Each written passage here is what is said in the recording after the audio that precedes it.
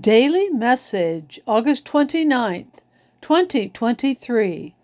In Matthew 14, verses 22 to 33, it is written, "Immediately Jesus made the disciples get into the boat and go ahead of him to the other side while he dismissed the crowd. After he had dismissed them, he went up on a mountainside by himself to pray.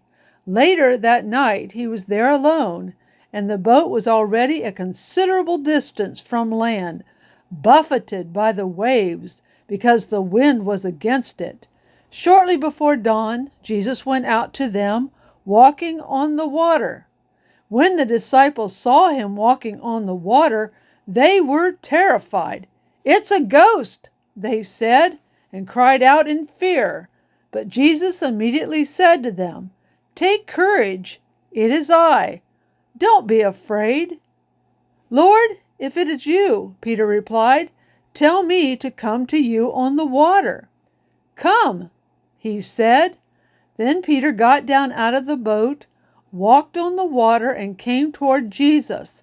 But when he saw the wind, he was afraid, and beginning to sink, cried out, 'Lord, save me!'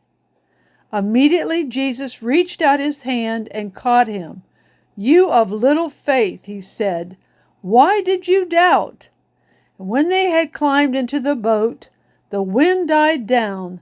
Then those who were in the boat worshipped him, saying, 'Truly, you are the Son of God.'" Can you imagine what it must have been like for Peter when he took his eyes off of Jesus and began to sink? Fear and terror must have consumed him. When Jesus reached out his hand and saved him, oh, how he must have clung to Jesus and begged him to never let him go. We each should be able to imagine how Peter felt. For when we take our eyes off of Jesus, we begin to sink as well. We sink into doubt, despair, and sin, and we need to cry out once again, "Lord, save me."